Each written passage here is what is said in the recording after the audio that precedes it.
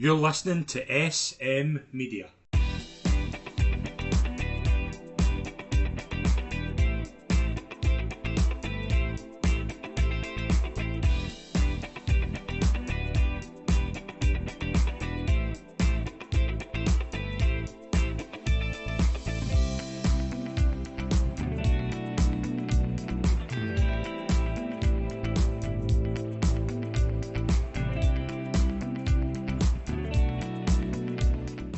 Hi, folks, and welcome to a special Christmas special of our SM Media Countdown to Cheltenham 2025. I'm Scott McPike. It is always a pleasure to be your host. And people talk about Christmas Day being the best day of the year, but I personally think the 4 days after Christmas are actually better than Christmas Day itself. But that's maybe my opinion. It's probably the opinion of a lot of people that are watching this show. Calum McClurkin from the Scottish Daily Mail, welcome to the show as always. Is it your opinion? It's definitely up there. As someone who's working Christmas Day this year, it certainly is. Particularly Boxing Day is quite exciting. There's still a lustre about the King George. Yeah. I think that's just an additional bonus of the festive period, isn't it? There is such great sport that's kind of interspersed with it. It's kind of in British culture, football, darts, racing as well. So yeah, there's plenty to kind of be interested into them if soppy Christmas movies aren't your thing through the day. Yeah, I mean, for example, my partner will be watching Jack Frost or a Christmas film. I'll be watching The Form with the King George in mind. You know what I mean? Like, I'll be watching racing replays with that kind of mind. But again, what the Christmas spirit is all about. Callum, we did get some questions here with Christmas in mind. Obviously, with Cheltenham in mind as well. We'll start with the first one here. What horse are you most excited to see apart from non-graded races? So maybe a horse running a beginner's chase, maybe a maiden hurdle, maybe kind of something else. Like, is there anything kind of jumping out to you? I'm quite interested to see how Gallia de Lito runs in the Welsh National. Okay. I think that's probably one of my better Christmas bets long range because I think there's a lot of kind of entries. There's a lot of double entries that you're not really sure Hmm. who's going where. But particularly like there's a Grade Two in Ireland with the Triumph and the Grade Two in Chepstow as well, and some horses are going straight into graded company, or some kind of stay behind for the maidens, and you're not really sure where they're going. But with this, there've been kind of a few high-profile absentees in that race, and I just think Galileo de Lito shapes as if she's got a kind of big race in her. Yeah. She wants it Hawk Deep. You're going to get that at Chepstow. The skeletons just they map them out exceptionally well for these kind of valuable prizes. And it's not the deep race that promised to be. Nassalam's been ruled out. Mr. Van Gogh, the London National winner, has been ruled out of it. Getmaker was ruled out long term. So you've had three real prominent players in the market there that have fallen by the wayside. And I think she's the class angle in there. One Big Genius is a favourite, but she's a close second favourite. And I think there's still 6-1 floating about it. And I do expect her, the Skelton Yard maybe in a bit better form than the Neil Yard at the moment. I do expect her to go off favourite and expect her to put things all together. She's threatened for a long time to do something like this. Skelton thinks she could be a Grand National type. I think this is a great kind of stepping stone in there because off mid 140s, if you want to go to a view with the Grand National, she would need it soft. Mhm. You're looking at you're really wanting to get a marker like 150 to make sure you get in now, given the new rules and how much of a more classier edition it is. So I think she would have to kind of win this to get in. Not want to win it as far as Nassalam did last year, for instance, but Yeah. she has a class to do something what Nassalam did. And, remember when Native River won it? Classy horses can that go through the mud can win this and win this quite well. And I think she's a kind of a leading contender. So betting wise and horse wise, I think she's the one that's kind of very close to the top of my Christmas punting list. I've got a couple. I'm quite interested to see Asta La Pasta, who I think has been certainly entered in the first race at Kempton in Boxing Day. Obviously, that was the famous horse who finished third in the race. I can't remember what won the race. I think it was about Caliph de Belly, I think, won the race. Yes, it was. Yeah. And that was a horse I thought was Town. And you just basically, again, you can maybe wonder what was going on there, but certainly an eye catcher in third. I think he's potentially a horse. We know what the Skeltons are like in handicaps. I think he's a horse with a future. And again, I'm kind of blowing the question here, But I'll be very surprised if Cady Bourbon runs in the Grade 1 at Christmas, and he is entered in a beginner's chase on the 28th. So if he runs in that, and there's a horse as well, Kawabunga, who's getting a lot of hype from the Mullins Yard in a maiden hurdle. He's entered about 4 or 5 different maiden hurdles. So those would be the two from the Mullins Yard I'm quite interested in, because we'll get into that kind of long distance racing Boxing Day. I don't think Cady Bourbon will run in that. I think he's been priced that he's not going to run in that. Yeah, I mean, it's a horse that I really like, and I think Yeah. it's probably quite key to the Brown Advisory edition. It wouldn't make much sense, I don't think. Um, I think you'd imagine you'd want a beginner's chase and then maybe go to graded company at the Dublin Racing Festival or something Yeah. like that, and then straight on to Cheltenham. But it depends what they want to do experience wise with him. He's certainly not afraid to pitch him in graded company if need be. It's hard to kind of see him given that test there. But yeah, the Martin Pipe, it's looking good form. Better Days Ahead's done quite well from it. Waterford Whistles is another one to look out for. Yeah. He's getting quite a lot of decent experience in over shorter than you think, and he's kind of one in this long list where you think that 2.5 mile handicap at Cheltenham could be right up his street, for instance, the novice handicap. So there's so many options, and even Asila Passa race. I think Myertown has an entry at Weatherby. Oh, does it? So I mean, even down the grades a little bit and off the beaten track of the obvious, there's still going to be some eye-catching entries that people would like to capitalise on a little bit. So yeah, and there is kind of something for everyone at this time of the year. Yeah, there absolutely is. On the kind of focus of Cheltenham with kind of the Christmas meeting in mind, what Cheltenham race are you most interested in during the Christmas period? So, for example, like you might fancy Spillane Tower for the Ryanair, but you want to see how he performs at Christmas. That kind of idea. Like, is there anything kind of jumping out at you, like race wise, that you won't have a bet in until you've seen what happens over Christmas? I think I'll probably have a bet in most of them. I think. I think that kind of grade 2 that used to be the Frank Knight at Leopardstown is so informative for a triumph play. Mm-hmm. I mean, you've got Willie DeHoo, favourite there, Mercia, horses like that. I mean that's probably the race that you're looking at where the triumph winner potentially could come from, or at least the challenger to East India Dock will be. Yeah. At the moment, I think that's going to reveal a hell of a lot more. In terms of not having a bet, probably the Leopardstown bumper.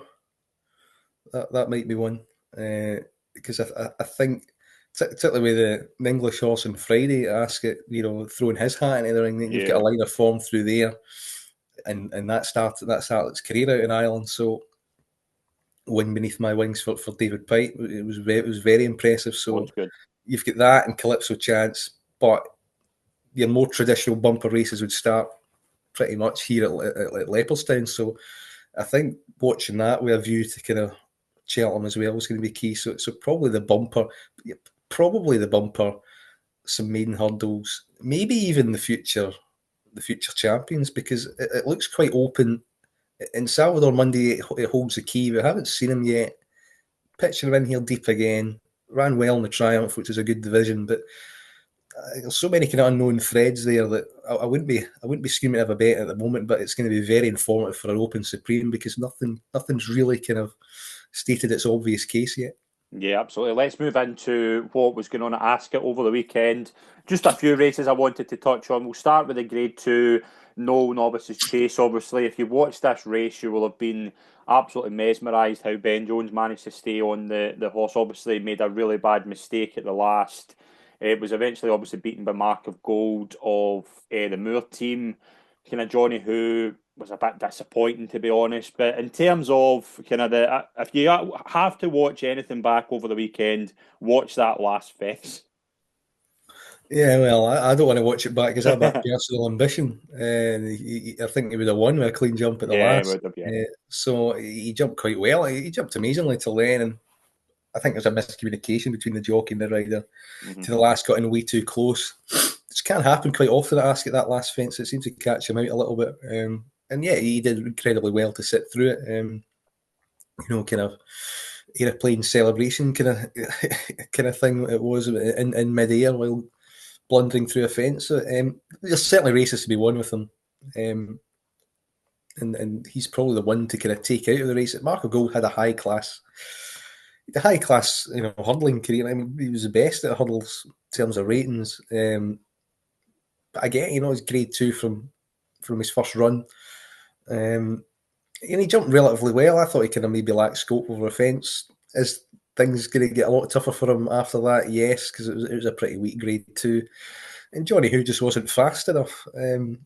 Yeah, he's regressed in the jumping department because I thought he was a real novice chaser to follow Mm-hmm. when he won at Carlisle.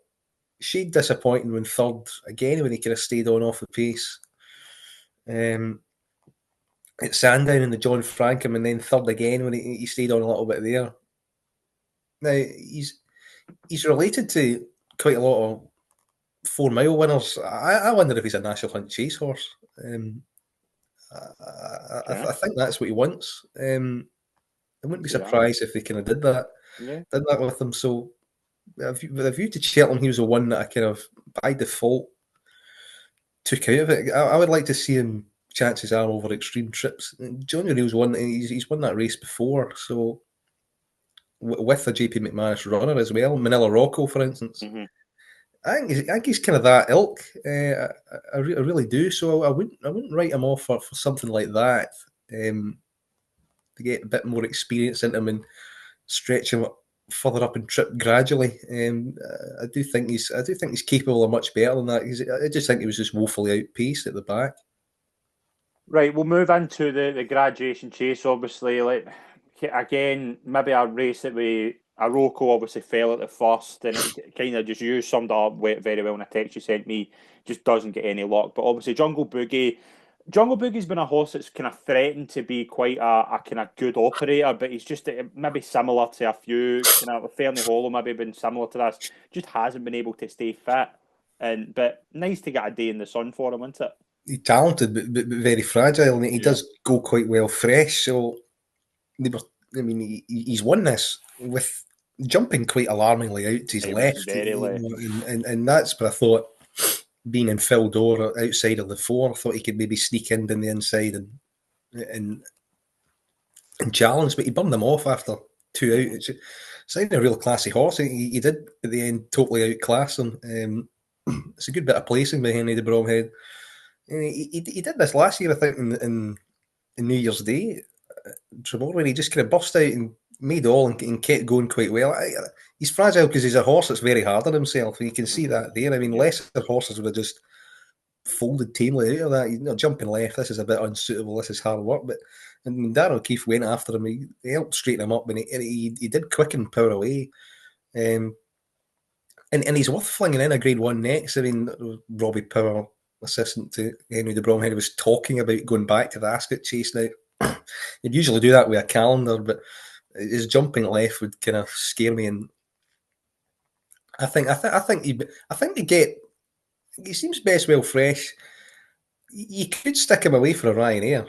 I was saying he didn't run terrible in the Gold Cup. Like I know he Well, finished. He was sixth, I think, but he was stay, last and to finish. he didn't stay. I don't think in bottomless ground, and I think a bare 3 miles is his kind of minimum, really.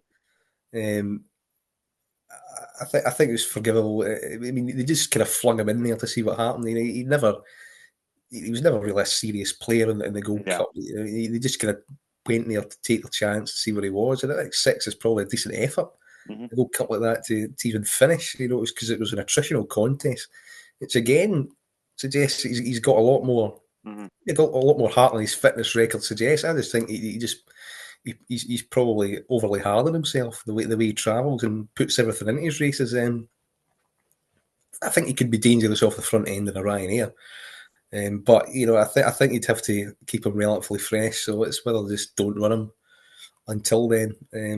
But the Grade 1 Ascot chase is there. It's whether they have it. If they do run him in the interim, I'd be less keen on him for Cheltenham, for instance, because I do think he's one of these horses that benefits from breaks, given his overall profile.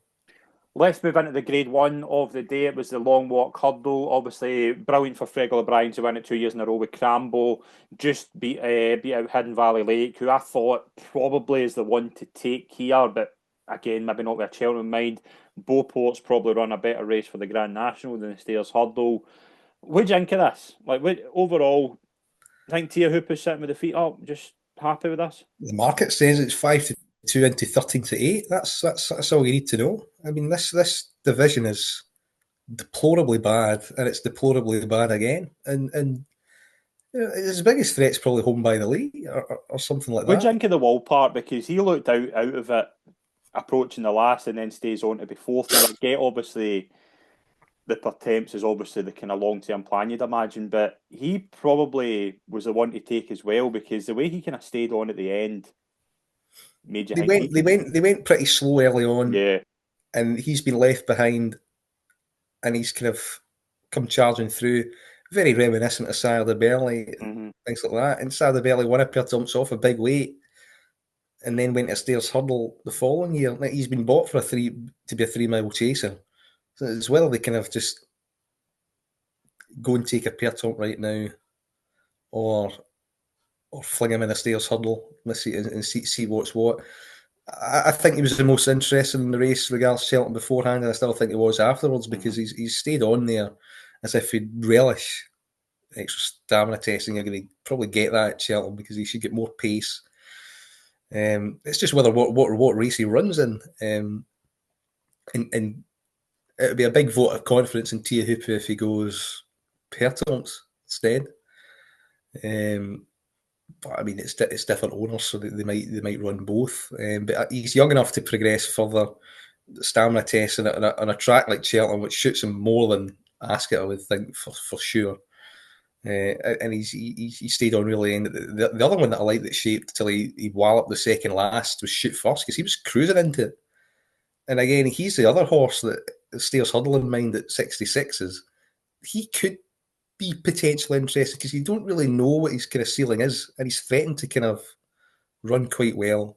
Hidden Valley Lake, I think, just get outstayed by Crambo in the line, and I think they're going to take their chance on the Stairs Hurdle, but I think it'd have to be a dawdle for him to play a part there as well. So Crambo's just come back, horses for courses, and won it last year, and was probably out to nines because I mean the form of the yard was pretty bad, and that was a big winner for Fergal O'Brien. His emotion afterwards The showed it. favourites ran a bad race into the strong leaders run quite a There's a poor. wind issue with him, Right, apparently. okay. I That's didn't Ollie know that. Murphy. So that explains that he was Yeah, well beaten beforehand. yeah, That was a bit too bad to be true, but yeah.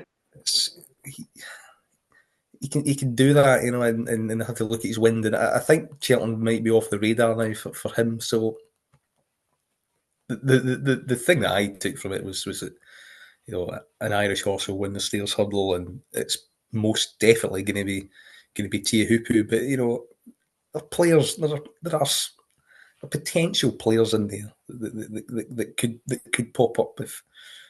And the thing is, if you want to take 74, 13 about Tia Hoopu now as ground, I mean, you wouldn't want it borderline quick. So because if you do, Home by the League could run well against them.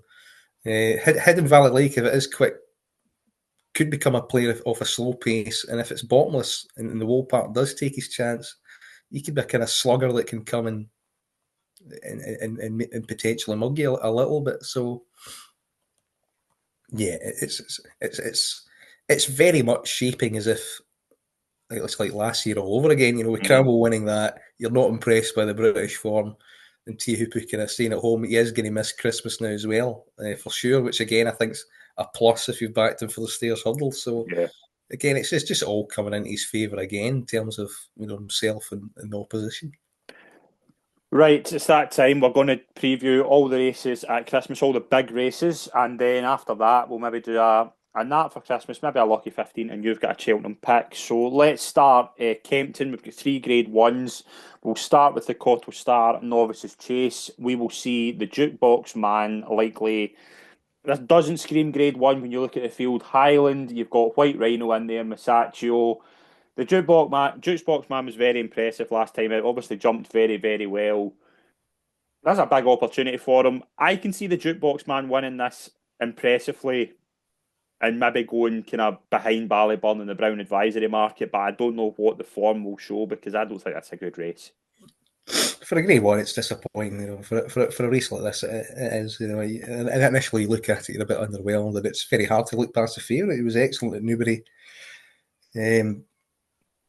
even though he kind of gets 3 miles, he's ground versatile, and his jumping style should really suit Kempton. Going right-handed might be a bit of a niggle looking back at his back form, because he's not really he's not really went that way down it too often. But there's nothing to suggest why he wouldn't cope with it.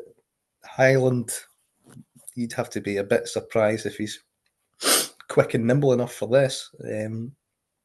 Masaccio might be his main danger again, because he's quietly progressing, and he stayed on really well in behind. I think 3 miles he could improve for that. And Alan King's horses are in really good form at the moment as well. This is a big step up in grade for White Rhino. Shanna Bob again looks another Henderson horse that's too slow for this. Yeah.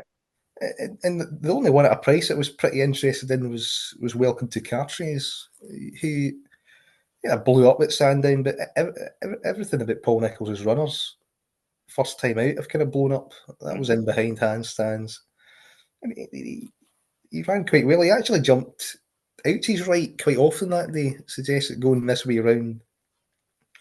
It should suit a bit more experience from Sandown. In this flatter track, I think Mitt will probably play his strengths. He's got plenty to find in form, and Ben Pauling should probably have him covered from his handstands run anyway, because the jukebox man's probably a bit better than him. But he can improve for fitness for that, and that might be enough to kind of force him into the conversation a little bit, even though that he's one of these kind of Nicholls horses that might have the odd wind issues. Already had 2 wind ups, so I'd be a bit mindful of that, and I wouldn't want to be playing anything single figures about him. But hit him at 20s each way if it cuts, if it doesn't cut up, it isn't too bad, because you've got the Bear 8 already here. So yeah, I think the jukebox man for win purposes, and a bit of 20s each way, and Welcome to Catcheries, so to benefit, to get 3 places from your flat 8 runners might not be too bad a bet there. So that's the way I would look at that. But it is a weak looking race overall. Yeah, I think I'm going to go with the jukebox man to win. Let's move into the Christmas hurdle. We should err with caution here. This could change 4 or 5 times between now and Boxing Day. At the moment, it seems more likely than not that we are going to get Constitution Hill versus Lossiemouth. Calum, I don't want to say, like, what's the chances this happens, because I think we all want it to happen.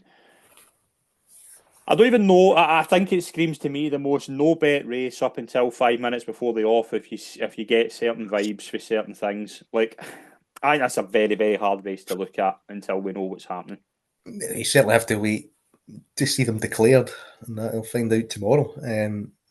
That's a kind of big thing here, and that's why it's priced as Lossiemouth marginal favourite over Constitution Hill with Sergino a 4-1 chance. It's been steadily drifting, Sergino, and Constitution Hill's kind of held his price. It suggests to me that Sergino might go over fences, go to the wayward lad, and Constitution Hill will take his chance. Mm-hmm. And Lossiemouth's there because they don't want to take on State Man at home, and she's quite a good travel. Sharp Kempton should suit her, so I think there's a reasonable chance that we'll get Lossiemouth against Constitution Hill. I think there's a reasonable chance that those odds might flip a little bit come the day. If you're a wheelbarrow punter, you'd say, like, one of the two is going to come up, and even if they both come up, one of them's going to win. So they're both odds against. You can back the pair of them and take the smallest of small profits. But yeah, it's a race where you have to kind of wait and see. And I mean, if Constitution Hill takes his chance, I'd imagine he'll be in 4 to 6ish. Do you think though that with Constitution Hill, the thing with Constitution Hill that's getting me is that because of what he is and what he's been through in the past 18 months, we haven't seen him since 12 months ago. Will he only will run if Nicky Henderson says he is 100%, therefore he'll be favourite here. That's the way I'm looking at it. Like, I can't see anything other than that, because Sergino's there as a kind of super sub. I get that, but we know Lossiemouth's fit and had a run. Constitution Hill might need it, but Nicky Henderson isn't running Constitution Hill unless he's 100% sure he's going to win this. Yeah, and then you've got the factor that, does he want to take on Lossiemouth in the first run of the season? That's the other kind of factor. This horse is an aura about him. He's unbeaten. You want to risk that record here against who is now the champion hurdle favourite. You could argue that you'd rather go over to Leopardstown and take on Stateman than run here. It's the kind of thing, and the calendar now is a bit more truncated. That there isn't an easy opener for horses like these anymore, and just worry if there's mindful about that. The yard's form again is dipped. It's a Henderson Nichols yard. You'd expect 20% win rate pretty much throughout all the season. It's not there again. A couple ran pretty poorly. Ascot Saturday as well. They had a winner at Haydock that was Holloway Queen that liked bottomless ground, and probably the reason why the Boinville went up there. And the top class operators seem to be running well enough. So, but I'm liking the vibes that's coming out because it's not constant updates. They're not going through the mill. It's much more keep cards close to the chest thing, and maybe he's gradually getting there. But yeah, it's impossible to really kind of judge until the day. If this was running 5 minutes and the prices were that we put they were, who would you back? I'll probably keep it with all of them running. Take away Sir Gino. I think I'd have to back Lossiemouth because I would trust him more with the build up to this race than Constitution Hill. But it'd be of token interest stakes, that's for sure. Yeah, I think that I'm already it's screaming in the back of my head, no bet, and then it'll get to 5 minutes before something will happen and I'll end up back in Constitution Hill. I can just see how it's going to go. The big race of Christmas is always the King George. And Calum, I don't think we've got an absolute superstar in here, but we've got a lot of interesting horses, therefore it makes for a competitive race. Spillane Tower has been supplemented, leads the market at 10-3. We've got Grey Dawning at 7-2. Banbridge, Ely Francais 5-1, obviously last year's Scottish Star winner. You've got Corbett's Cross, Long Press, obviously the Envoy Island, last year's winner, Hewick. I'm kind of torn between two, but I'm going to see where you stand first. And just see where the ground is, and if it's raining a bit dead, Spillane Tower, I think, can absolutely outclass these. I think he's the most exciting horse. I think that John Durkin form entitles him now to be the new favourite. It's just whether the ground goes a bit too quick for him. If it's a bit dead, it's against Banbridge. But if it's quick, then he's a player. Grey Dawning had a hard race this time. I think he's taking a little bit of a walk in the market. And he's probably got a bit quicker ground to contain with than he has his last. I think the fact that Royal Pagai's out, I think will probably be another reason for that as well. Not that I'm saying like Royal Pagai wouldn't have won this, but must have had an effect on him. If it's an effect on him, who's quite battle hardened, Grey Dawning will be kind of suffering a wee bit as well, I would have thought. Yeah, but I mean, Royal Pagai, that's just kind of Cheltenham Gold Cup every year, isn't it? So I mean, you can put everything into that race. Well, with Grey Dawning, they probably didn't, and he's young enough and progressive enough, and he's not really had any problems, has he? So I mean, he will get over it in time. Whether he can get over it quickly enough to win this is a completely different matter. And Ely Francais bombed out last time. He's come in for money, and I can see it in last year's Keto Star performance, because if he replicates that, he's a massive player. That's the thing. I wouldn't back him, but I can. If he won, I'm not surprised at all. He's a boomer bust profile, and this style of racing might suit him better than the kind of bottomless French extreme distance stuff. Because he looks like a horse that they would appreciate this quick ground, this kind of sharp test. You don't really get that in France, so he could be a different type of horse here, and that's why he's come in from double figures. But I think now he's short enough, and you're backing him. You can only back him win only, because he's either going to turn up or not. He's a horse you could back in race, like you could if he flies out. He's flying out, pinging them at the front, then possibly in the stretch. But the Keto Star won last year. In behind, it wasn't great. It wasn't, and he was allowed to dominate, and nothing looked like beating him at all. Realistically, you'd imagine in this grade, the real whacker's been supplemented. He's a pace angle. Long Press likes to maybe go forward. Envoy, you're taking on more established class horses, and there's a big enough field here that suggests that something will come up and maybe apply some pace pressure to him. So he'll have to be really smart to go out in his own way and bounce back quite quickly. Now, it seems that he has. He's a boomer bust profile, and I think that's enough for me not to back him on the day anyway, because these boom and bust horses. I mean, Surname was the last bigger boom and bust horse that ran a King George, and it went horribly wrong. I remember Lost in Translation was the one for me. I was convinced he was going to win the King George and go on and win the Gold Cup, and he completely bombed out as well in that race. And it's a race that you've seen quite a few horses bomb out before, and he might be another one. Banbridge off the pace is interesting, but he would want it quicker. And 3 miles is a bit of it's an unknown in terms of jumping, and when he's excelling over 2 miles as well as he I is. think if he's going to win a 3 mile race, though, it's going to be this is the only one I think he can win. Yeah, this is at Kempton. So he's the kind of he's the other kind of there's always one horse here that's got a lot of back class, but the trip's a bit of an unknown. Well, can I make a He's wee this. can I make a wee shout for a horse? And you know you know how much I'm loving the yard at the moment. Lahon Press is interesting here because he's ran very well here. He was very obviously would he have beat Brave Man's Game the year he won it, the year he fell in it? I'm not sure, but yes, he's had issues, but he's not run a bad race since he's not. I mean, he's not. I've not looked at him and thought you've ran terrible there. And at 10-1 in this kind of open field, we know he does. We know he's done well before. He's done well fresh. I'm not necessarily sure I'm going to rule him out here. Certainly each way, I think he's a bet at 10-1. No, I mean, again, the yard, no, you wouldn't. Thing at Kempton was he jumped out to his left I know. quite notably, and I backed him that year, and it put me off. He's a hardy horse. He goes well fresh. The break wouldn't be concerned. He's fourth in the Gold Cup. You know, a lot of these in here probably wouldn't get to that standard. The Gold Cup's really good form. Jungle Boogie sixth, coming out and winning. So I wouldn't rule him out.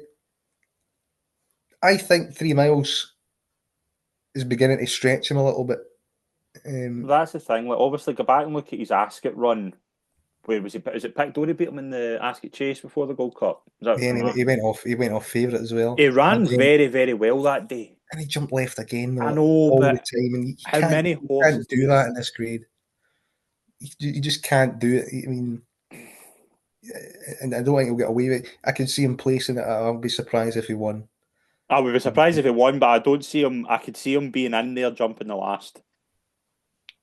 That's what that I could see him finishing second or third, and maybe something. Spillane Tower, I think, if it's soft enough, I think Spillane Tower's get the capable ability here of just winning, of just blitzing these.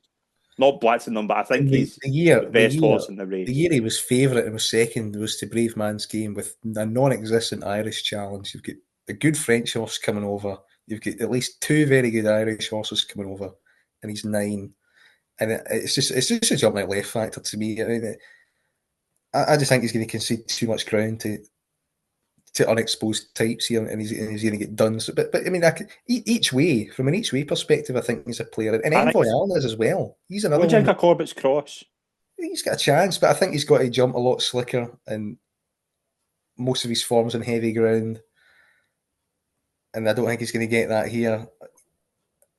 Okay, he can win. He has won a much lower grade on better ground, but the vast majority of his form is in bottomless ground over extreme trips, and his jumping just doesn't seem to be slick enough for me yet. Again, though, it's Emmett Mullins, and this has been a long-term plan. They skipped the Betfair Chase for this. I'm astonished Willie's not sending anything over, especially if Paul Townend's coming over to ride Lossiemouth. I'm astonished Willie's got nothing in this race. But, I mean, what would he send over apart from his top two? You know, Even like appreciate it or something. He'd have no chance. I mean, the one he should have sent. I get why he's obviously running Fact to File, but Fact to File against Gallop and Deschamps, but Fact to File would win this. Oh, of course they would. Fact to File or Gallop and Deschamps would win it. I mean that's why Spillane Tower's favourites. If they're splitting them over 2 mile 3, I mean that form is a different level. Mm-hmm. Some of this, and he's the progressive one that's coming through. But you know, I don't mind them slugging each other out in the Savills Chase, and then doing the same Irish Gold Cup and then staying at Ireland. Yeah. I think that's fine. It's just he doesn't really have a kind of an obvious kind of third choice, Grange Clear West or something like that. I mean when they're kind of sending over the likes of Banbridge and Spillane Tower, I think they're probably better than whatever's third in the Willie Mullins pecking order. So I think they might as well stay at home. It's a race that he doesn't quite like. There's French horse Junto Scaramouche could be anything. Mm-hmm. I think Hewitt's staying hurdling in Ireland. I don't think he's coming over. Is it not? No. Envoy Allen. He bombed out last time he was here. It's another kind of like home press question, even though he's unreliable, but he's got a Grade 1 win in the bank already. He bombed out. It's just kind of in his makeup sometimes. But, I mean, it wasn't maybe going right-handed isn't quite his bag, but he has won it down Royal. He looked as good as ever. Mm-hmm. He's got enough back class to take a hand in this. And he obviously he bombed out in. We didn't see the tacky ground. Apparently was an excuse there, but he was never kind of travelling that day. He might like better ground here, and that was in the home presses here as well when he disappointed. So as had Hitman did in that year. So and Hoy Senior, Hoy Senior and the real whacker. I mean, they could go forward and the pace angles and take on LS Francais there. So it could be strongly run, which probably suit Spillane's Tower. I'm leaning towards Spillane's Tower because I think he might be ultimately the progressive one that's too young and too classy here. I'm 60-40 between Spillane's Tower and Banbridge. I think it's a good race. I'm liking a good race. I'm liking the fact that there's depth to it. It is not cut up to the extent that it usually does. No. There's horses from Ireland and France coming over, in Grey Dawning. Good solid British horses like Grey Dawning, the home press are in there as well. So it's certainly not too bad. Let's move into Aintree. We've got the Formby Novices Hurdle, formerly known as the Tolworth. Potter's Charm looks like he's coming here, but the Twist and Davis team did say if the ground was going to be soft at Aintree, they would go for the Formby. You've also got potentially Gordon Elliott sending over Blue DeFassy and Romeo Coolio. Obviously, the new Lions in here, Country Mile, Road Less Travelled, Celtic Dino. Potter's Charm, I'm not surprised if this is the route they go. And again, 2 miles round Aintree, if it's soft, probably I can see the angle. I don't think he's fast enough against his Gordon Elliott Even horse. in soft ground? Yeah. I'd rather run this horse over 3 miles than 2 miles. I don't get it. Blue Devassi for me at the prices. I think he's the one that's probably going to run. Yeah, I think he'll his run. form's underrated. It's getting better, and I don't think the Supreme Hurdle division is getting much better. So, what Skelton horse runs do you think? The New Lion or Country Mile? Because one of them run here, one of them run in the Tolworth, the Charlo, you'd imagine. market's telling you Country Mile, but it's quite a quick back up from Cheltenham, isn't it? And New Lion will probably go Charlo. The rest outside there. I like Roads Less Travelled for this. A bit to find. Sorry, I quite like. I mean, it's formed in frank by Country Mile, isn't it? He likes kind of bottomless ground up here. The yard they're just having that dip again, and it's quite off-putting, to be honest. And I think Blue Devassi will come here and win this. Okay. Obviously, Far and Glory running the race last year fell. Probably would have won last year. So Elliott maybe using that, thinking Blue Devassi obviously was the one who was meant to run in the Royal Bond, and they skipped this, so Blue Devassi could run here. Potter's Charm, I think, will be very, very interesting here, but at the moment, maybe Road Less Travelled each way. We'll move into Leopardstown. We've got one Grade 1 on Boxing Day. It's a long-distance novices chase. We should say about the novice chases, we don't know what's happening. I don't think Willie Mullins probably knows yet what's happening. At the moment, looking at the field, and Perry passes 13-8, I would be astonished if he goes here. I think Faugheen race later on we'll touch on. I think he's probably going to go there. And you've got Better Days Ahead, Croke Park. You then get Stellar Story, High Class Hero. Cady Bourbon's in here as his buddy one in Waterford Whispers. We don't know what's running here. No, the market is kind of siding with the Golden Elite horses as a result, because both of them are going to take their chance. Yeah, I mean, if Perry Pass runs here, it would probably be Ballyburn runs in Limerick instead of Kempton. Well, But they've got Sama Jest for the 14 one as well, which kind of makes me think, oh, do they maybe run Imperi Pass here? And I mean, I wouldn't be on Sama Jest for a grade one, no matter who it's against, because he's just jumping would put me off there. But I think 3 miles at this point for Imperi Pass would be very, very surprising. again, they've got to try it with something at some point. I mean, one of their top class horses there, they don't always 3 miles, but if you with Cheltenham, you'd like to step something up in trip. He got 2 mile 5.5 fine. I know it's a beginner's chase, and he hit the line reasonably well. He's shaping as if he wants that kind of trip. Sandown, that's pretty attritional to 2 mile 5. He can get it, and for a horse that likes to come fast and late, and he's got to be played late, stamina tests cater to those kind of skills. He's on the drift a little bit because the Faheen Novice chase looks a bit more likely, and it's probably more his race right now than this is. I think William Arms will be praying that this race was the one that was binned instead of the 2 miler Mm-hmm. for what he wanted, because he doesn't quite have anything forward enough here. He could fling in one of his outsiders here and run here, but you don't know which one it would be. And they're in beginners chases as well at the start of the week, so they want to go up against Croke Park, who's, well, he's won a grade one already, and Brighter Days Ahead, who's shaped really well. His beginners chase at Navan by winning, so Stellar Story could run. Search for Glory could also run. This could be like out of Gordon Elliott's backyard, really. It's a race that you've got to kind of wait and see what turns up. Yeah, I think Better Days Ahead's made the best impression. I think he's the most likely place to go at the moment, but yeah. you have to wait to see what Willie Mullins does, or importantly, not does. He might not run anything here. He might run three. No, I think the one he runs high class hero. I Well, think that's the one that, he'll run. that's what you'd guess in the market, wouldn't you? I Yeah. wouldn't be overly interested in him. I think, especially if a certain someone rides him. But let's move into the 27th. Chepstow, we've got the Welsh National. You've made your case for Gala de la Tour. I'm going to make a case for Sam Thomas's horse, Jubilee Express, who I think, obviously, last time out at Haydock was just after Cheltenham, I think it was, ran a very, very good race. Didn't jump the best, but I think this trip will suit him. I think the ground is going to be very, very in his favour as well. And I think it's a good chance here off a mark of only 126. I think it's a Nice weight. He'll be carrying yeah, 10 stone 4. Yeah, I mean, yeah. It's like very, I very, like that. very, very lenient. Yeah, and it's a yard that's going to target this. Hmm. The owner. Yeah, and local yards have had good success in this. I will do it, didn't he? With Yeah. that. So yeah, dangerous.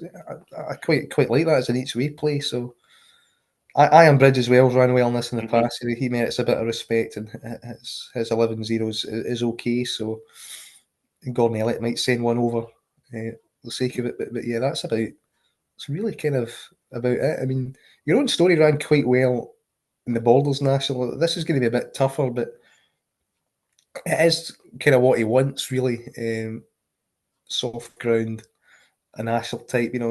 There's 50 to 1 float about him. It's probably because he might not run. Going down there.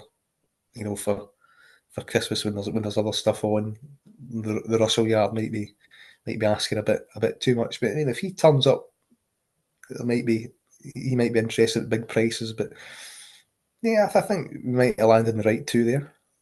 Let's move into Kempton. We've got the Desert Orchid, obviously, that we'll not really preview because I think we kind of know the one that's really interesting that day is the Wayward Lad. If he sends Ballyburn over and if Sergino runs, that could be so fascinating. Sergino's obviously going to get an allowance. I don't know what the weights are going to be yet, but this is what we want. This is what we scream for. We want to see the best horses taking on each other, and this could be a very, very this could be the Arkle before the Arkle if these two turn up. Yeah, no, well, minus Marlborough. I Minus mean, miles, right? Yeah. but I think this is what the programme's trying to invent. It's trying to get these clashes before Cheltenham. Um, and maybe have kind of these kind of blockbuster classes across the Irish Sea and see what's what. I'm a bit surprised Sergino's been made favourite. I mean, As I've not seen a market, is that the case? yeah, there's bits of 5-4 Sub-Zero, 11-8 Ballyburn, Okay. 7-2 Calf de Burley. I mean, again, it's much like the Constitution Hill Lossy with conundrum of you have to maybe wait and see. But I think with Ballyburn, all right, he's looking as if he wants further, and he's raced over further the last three times in his career, and he's going to get quickest ground at a sharp track like Kempton. And I think the assumption in the market here is that Sergino is going to do him for speed over fences. But we haven't seen him jump a fence in public. Uh-huh. The vibes are He's high though that he's a good jumper. Yeah, well, that's Nicky Henderson given talk, isn't it? Really, I mean, he should be, and he is. So, I mean, he's come back from hurdles, and he was airy a little bit. His hurdles at the start suggest that he's probably they have been schooling him definitely over fences, Mhm. and this is a way that they're leaning at. The thing is, he needs to start now if he wants to be an Arkle player. He needs to start an Novice Chase season right now. Um, I think Christmas is a fact finding mission for Ballyburn for what trip he's going to run over the spring. I think that's solely it. Um, but he's unbeaten, and there's a lot of unbeaten records here that are that are at risk. I think it'd be a big, big, interesting thing if Willie Mullin sends Ballyburn anywhere other than this, because he's basically saying if he sends him to the 14, he's not really thinking him as an Arkle horse. Yeah, it opens the door to the Brown advisory argument that he's a nailed out 2.5 miler. But this test here, Sergino looks like a horse that would comfortably get further. Let's not pretend that Sergino's kind of less. He wants an Arkle, it's a mile and a half, and he's all out pace. He did his best work at Newcastle by far at the finish. He was Mhm. airy at the start. Um, so I think that angle might be more play that Sergino's just a naturally quicker horse than Ballyburn. I think Ballyburn could have ran the Supreme and he would have won it anyway as well. Mhm. I think if he started out his chasing career at 2 miles, he would probably have won. Um, so I wouldn't have much concern. It's getting a sharp track trip. You're taking on a horse of serious Grade One class as well. Caliph de Belly's no back number on his day, but you'd have to think he's got a bit to find. But at least he's got course and distance form. Paul Nicholls has Rubo entered as well, and he likes Kempton, and he's pacey. So it's a fact finding issue with Balaban if he's quick enough for an Arkle, full stop. And for Sergino, it's just a fact finding mission over fences, and this would be the first time where he stepped outside Constitution Hill's shadow. I mean, this will be he's no longer the deputy. This is his campaign in his own right now, and we'll see how good he is. But it'll be some dust up if they both take on each other. And like the Christmas hurdle, I think it's becoming more likely to happen than it isn't. Yeah, absolutely. We'll move into the 27th at Leopardstown. We've got three races to touch on. We'll start with the Paddy's Rewards Club Chase. And it's likely going to see the return of Gaelic Warrior, 4-6 here to win. You've got Founder 50, Marine National, Dino Blues in here as well. Gaelic Warrior, again, vibes are very high from the team that he was going to be going here with the view to a champion chase. There's always the issue with Gaelic Warrior, what Gaelic Warrior is going to turn up, but you'd imagine the Gaelic Warrior of the Arkle turns up here, he'll win. Yeah, the one that get burnt off by fact of finally won't. Hmm. And that happened at Leopardstown. Hmm. Um, Marine National was interesting here. and it's quicker ground, it's quicker ground, and he beat Punchestown, and that was quicker ground, and I don't think it's going to dry out much for him here. So there's got to be a bit of a doubt about him, particularly odds on, and maybe Marine National's the one, but you can't trust him. You can't trust them, but it'd be I a mean, very, very interesting thing. They'll split with the jockey and things like that. Gaelic Warrior was to bomb out, Marine National wins, I would not be surprised at all. let's see what's wrong with Found the 50. He's jumping maybe, jumping would worry me. Well, he wins races. I know, but I mean, I can't sit here and say Gaelic Warrior will win and Founder 50 won't, but I I think there's holes to pick, there's holes and to pick in everything. this is Yeah. when you think if you put a John Bon in this race, you think, oh, actually, he's quite secure, and I would actually trust him. Dino Blue won't win. Dino Blue, I'd be surprised, runs here. Don't think she runs. She's not priced as if she would run. Captain Guinness, too many issues as well. Captain Guess had to come back. He doesn't Yeah. like Littlestown traditionally. Banbridge seems to be definitely going Kempton. So yeah, I mean, Gaelic Warrior probably by default is definitely the one to beat, and he'll probably mind himself well enough to win if they're campaigning him. If they're campaigning him as a champion chase horse, you might think that he's going to run well. I mean, if it cuts up drastically, I mean, if Gentleman to Me could pop up and win his Grade One here, he did it at the Dublin Racing Festival in a race that was similar to this ilk, where Blue Lord was 1-4 favourite. He bombed out, and he was the one. He was the one that won. And the trainer's rep that day gave Drying Spring Grounds as an explanation for his performance out the blue. Now, even though Blue Lord was a bit slow and needed 2.5 miles and was quite exposed, it was pretty hard to kind of see beyond him that day. And he was beat on merit. Gaelic Warrior could run like Blue Lord did, not enjoy the track ground trip combination. And Gentleman to Me, I mean, he could be the kind of muggy cop out play if you think there's a shock in the air and back him at 25s, 33s, because he's likely to run and Dana Blue isn't. And for different reasons, the top three in the market, you can't really fully hang your hat on them. So even though at the top three are probably more interesting found the 50 than most, Okay. I think maybe Gentleman to Me is an interesting springer in there, but yeah, I mean, if the right Gaelic Warrior shows up, he should win, shouldn't he? But he's not one for maximum faith around Leopardstown, quick ground at this stage of the season when he's reappeared. Into the future champions novices hurdle, and this is probably as interesting a race as you'll get over the Christmas period. Salvador Mundi's favourite, Romeo Coolio, probably goes here, and then you've got three interesting Mullins horses: Ballygunner Castle, Carnaby, Carathon. Probably all of them go, I'd imagine. Salvador Mundi's, obviously we mentioned him being the interesting one. We don't really know how good he is. I'm going to play Carnaby here. I think he's the Willie Mullins novice so far this season. I've looked at and said, you look more like a supreme horse. This is the one I'm drawn to, but they took so many fences out that we didn't really learn the Yeah, hurdles out that we didn't really learn much. And I think Salvatore Monday 2-1's a if you're playing that, you've got massive confidence that this horse is just superb, which I'm not sure he is at the moment. He might be. I'm not sure this division's any good at the moment, No. and that's why he's there at the top of Supreme Market. And that's why he's there on top of this, because he's run at Tipperary where he spread the field, won by 62 lengths, which it was a ridiculously farcical sight. But You and I were third and fourth in that race, to be fair. I think I get second at the line, but You no, did, yeah. Sorry, yeah, you're right. Yeah, sure, the rest of the field. Is that bad a race? So, the form is deplorable. See, the rest of the field are still running, but they're all running for marks. They don't take these on. But it's Triumph.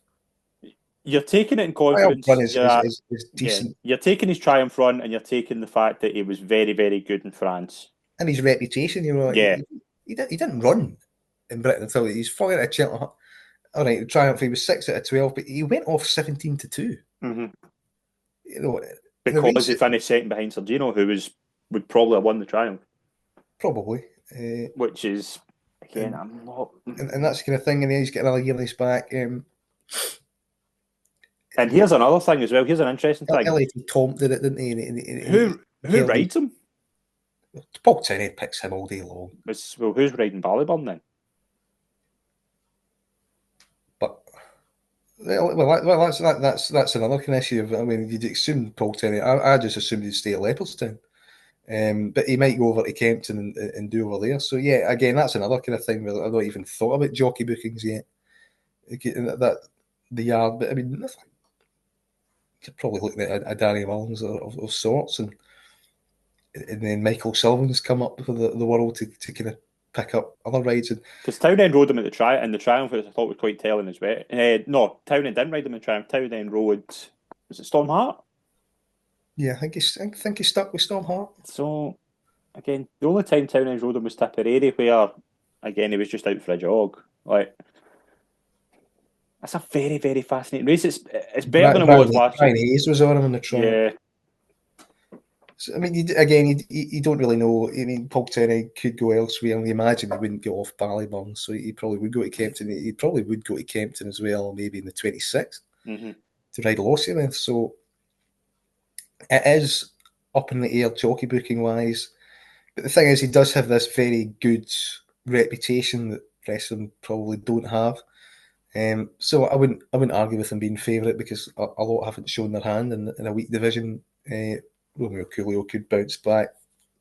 To imagine he'd be held up a little bit more off the pace to come with a kind of later run. I think the county hurdle winner runs in here, and it's either Sea of Sands or Gotcha.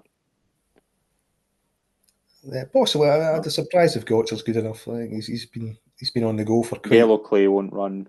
Quite some time. Yellow Clay won't go. He will go to the Lords and Ace. Sea Sands might take his chance. Ballygunner Castle.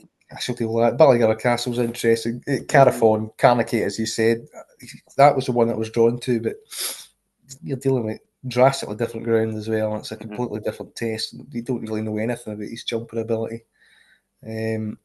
Carafon, similar boat. Again, positive impression.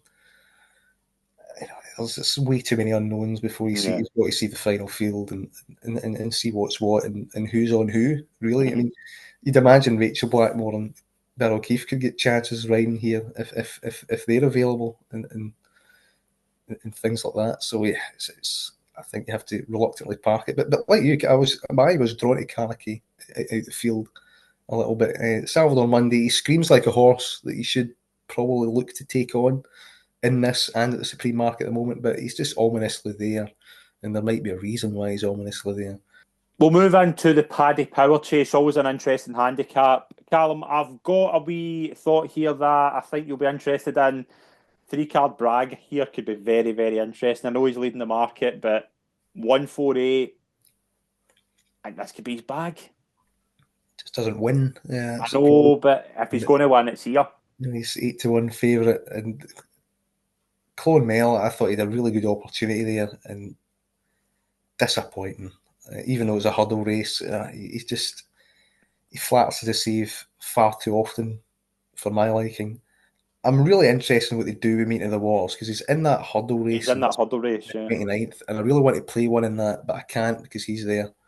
Do you think he's good? Do you think he's a good thing in that if he goes? I don't know. I mean, why is he there then? Because he's off like what, £30 lower. Yeah.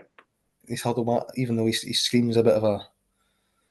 Seems that it'd be too sharp for him, but it's Willie Mullins, JP McManus, and he's quite a warm order for that race for some reason, and he's got horses that I like in it that he can pull out.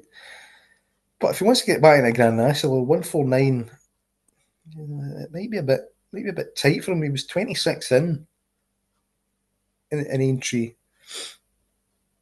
He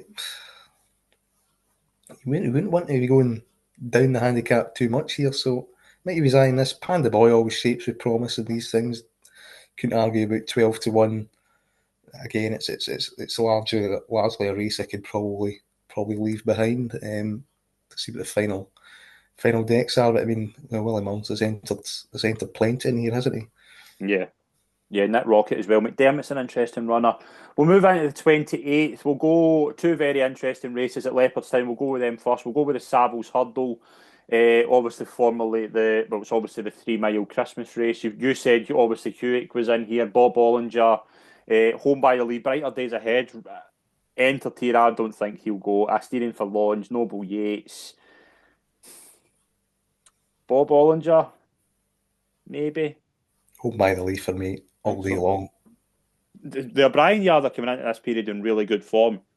And he won well at Navan reappearance. Yeah. And that was quite impressive. I think Bob Ollinger shaped well. And he beat Bob Ollinger that day. Yeah, I think Bob Ollinger shaped well. And that trip should suit Bob Ollinger more than it did Home by the Lee. And I don't see any reason why this form will be reversed. I prefer Home by the Lee to Bob Ollinger. Okay. We'll move into the Savills Chase, and we are going to get what we want, which is a clash, fact to file, versus Galloping Deschamps over 3 miles at Leopardstown. Calum, I think this is one where I'm glad that this is happening. I'm looking forward to just sitting and watching this. I won't be betting on it because I can't split them. Does Factor File need to win this? No, it doesn't need to win it. I mean, he just needs to run really well and be competitive. I mean, if they all had to win it, then they wouldn't be clashing with each other. So I just think they're going to spar until Cheltenham, and hopefully, Calvin the Shop's young enough. Still, he's 8. Back to file 7. This could be a clash. It could go on for a couple of years in this. The interesting thing is this is a step up in trip from the John Durkin. Quicker ground, 3 miles. This track's more suitable to Galloping Deschamps. They're tighter in the market. The market's leaning slightly towards Factifile again. I think that's ground related. Yeah, and I think he's a 60-40 playing this over Galloping Deschamps because Okay. even though he's going to come on fitness wise, I'd be more confident Galloping Deschamps if it was softer. He's not going to get it, even though he doesn't need it. But his best performances have been in soft ground, and he needs a best performance to beat a Factifile, and I think he needs his conditions, and all of them aren't quite going to come in his favour here. I don't think. It's just interesting how much he's going to improve massively because if he does from last year, then this year he's huge because that was his best performance of his career was in this last year, soft ground. Yeah, definitely. In my opinion, on figures, and then he did quite well in the Irish Gold Cup, for instance, and stayed and warned everyone off. I am Maximus is intending to run, which is quite interesting because you certainly get the class to be competitive, but you'd have to think that they'll have to make it strongly run for him to have a chance as well. And Galloping Deschamps, so he might be going into kind of unknown in this open company anyway. Stamina test or Factifile where he probably has to dig in a bit deeper than he did. It'll ask another question of him, but on his Brown Advisory evidence, he should be able to answer it. Yeah, and I was still kind of side with him. Jerry Calum doesn't like Leopardstown. The ground's getting quick enough for him again. I don't think that'll suit him. But he's one that could pop up around Cheltenham time and still run quite well. Hartwood, I know the way you're thinking again. He would want it softer. So you've got ground concerns about that. So it looks like a match race in the market, slightly leaning towards Factifile, and I can see why. Yeah, I'm kind of find them hard to split, and probably like again the column will go out to 22nd. I might have changed my mind by then, but I think this is one I'm just going to sit and enjoy. Move on to the 14 novices chase again. We should have with caution until we'll know probably after the 2 days after the 27th what's running, but Ballyburn and Perry Pass are both 11 to 8 here. Croke Park, I think, will probably run, as will Sam Majest. I wouldn't be surprised if Search for Glory goes here as well. You've got Mirazur West, maybe get a chance here going right handed. We don't. I mean, Croke Park, obviously, like you could back Croke Park to be favourite here and bomb out because that's kind of what we thought he would do. Like, do you know what I mean? Like, he won the Drinmore and then he would bomb out in this kind of thing. We kind of thought that. Sam Majest, do you think he's good enough to win a Grade One? No, I don't either. I think Croke Park will be good enough to win a Grade One at Yeah. that start that over that trip early on this season. No, I mean, horse that runs in Galway that get beat by Search of Glory. He also looks like a horse that wants further. I mean, I would think is this a National Hunt chase horse kind of thing? Mm-hmm. Really, I don't think he's a graded operator quite yet. And I think Perry Pass just going to take all the beating here. Patrick Mullins probably comes and rides him. Or I mean, Daryl Jacob might come over and ride, but Yeah. a hold up horse. And I think that kind of can suit around Limerick. He's nimble enough to. It's quite an undulating track, but he's classy and nimble enough to deal with it. And even though he might need to be played late, I think he can. I think he'll take this if he runs and vice versa with Ballyburn. Really, and I mean the market's just it's only interesting 2 horses, and that really kind of tells its own story. I was really hoping we would get Charlo entries before we finish recording, but well, we've got to that stage and I still haven't seen anything. But Nichols has won the race the last 4 years. He looks to be running Regent Stroll. We've also got the likes of the new line. Bill Joyce looks to be going here as well. I think Ben Pauling's got one entered as well. I think it's Hard to Know, I think it's called. Regent Stroll's obviously the talking horse. I don't think with Cheltenham in mind, but again, it's going to be a very interesting race, but probably one that until we know entries, we can't really touch on. No, I don't know. I mean, I think like big Christmas racing, Ireland does this a lot better in terms of you can see things. So I mean, it's a bit of a annoyance. It's Grade One, 6 days away, and you don't really have much of a clue what's going to happen. I think Regent Soul's the one that's got the most potential there. Mm-hmm. If the new Lion runs here, it seems likely. He's massively interesting as well, and you're definitely going to have three or four in there that Bill Joy's been mentioned. The Neil Yard though troubles me at the moment. Yeah, you'd probably side with Regent Stroll, even though Paul Nicholls has been a bit disappointing. But they should fire up for these kind of meetings over Christmas, New Year. That's probably what they might be keep their powder dry there and actually send the best horses here. So you've got to consider that as well. Yeah, I think Regent Stroll's the classist, probably the best horse in this race, and given Paul Nicholls' record in it, I think he's pretty hard to oppose, really. And In that's the general. thing. That's the thing as well. Obviously, like I don't think we're looking at Regent Stroll as a Cheltenham horse for this year, but He's probably the best horse in the yard at the moment. yeah, I'd agree with that. But and I also think, like, obviously, I'm not looking at Christmas going up. Like Regent Stroll's the one I'm going to back for a Turners, but he's had what Captain Teague last year ran quite well in the Bartlett. The year before, Brave Man's Game ran in the Ballymore. The horses tend to go off like close to favourite for the Turners or the that won't happen this year. Regent Stroll, I don't think they'll run Regent Stroll at Cheltenham if he wins this. I think they know what they have, and I think they'll be like, right, we've done this 4 years in a row with Hermes Allen, Stage Star as well was another one. They haven't really ran the race. Aintree, you know how much he targets Aintree. We'll run in that race at Aintree in the second day, and then the fences is where we'll see him at his best. Like I'm not sure this was the plan to go for the Challow. What if that doesn't materialise? I mean, we've seen it before with Paul Nicholls. I mean, Colwell Potter, they missed Cheltenham. Oh, great, there was an injury, but there was no intention to run there either. I mean, he misses the entry, and then he's been pretty underwhelming over fences. So then you're saving him for what? I mean, what if something happens to him in the off season? You've wasted a novice hurdle season. I get that. I get that, but the way to look at it is he's obviously, I mean, he's not an novice anymore. So, and they basically said this is what was he 660 grand or something like that. Mm-hmm. That's to win a Gold Cup. That's not to be a novice Well, hurdler. it's also to run them, isn't it? I know, and it probably It's a bit like it's a bit like kind of like buying a kind of fancy car to just keep in the garage. This is a problem with National Hunt Racing. it is. No, I'm not saying it's the right thing to do. Don't get me wrong. What I'm saying is though is that because he's won the race the last 4 years, he's won the race with decent horses the last 4 years and hasn't won at Cheltenham with them. So is he going to just go right? That plan doesn't work. I've done it the last 4 years. It doesn't work. Let's go to Aintree and let's save him for fences. Now I'm not saying that's the right thing to do. I want horses to run the best horses to run at Cheltenham every year, but I don't think I think they think this horse is a monster, which again the vibes are that he is. So I think they'll change course. And we're not saying he wins this either because there's good horses in this. This will be a good race.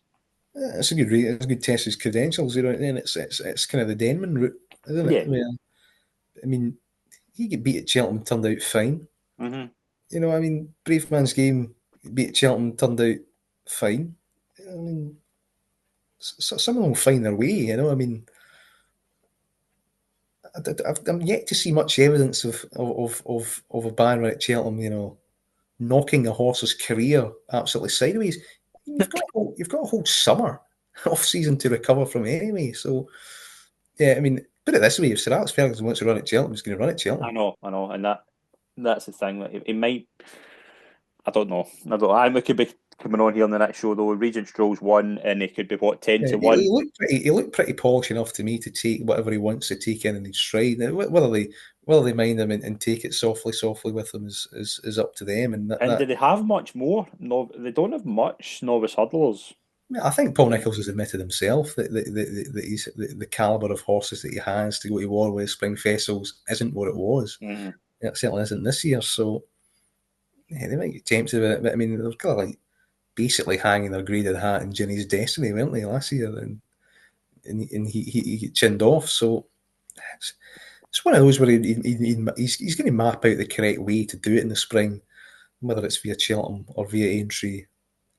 Who knows? But the thing is, what if he misses Cheltenham, goes to Aintree, and doesn't win there? Yeah. That is ultimately completely pointless. That puts extra pressure on yourself. You can't even beat the horses that were beaten at Cheltenham, or have had a run at Cheltenham that might be a bit vulnerable.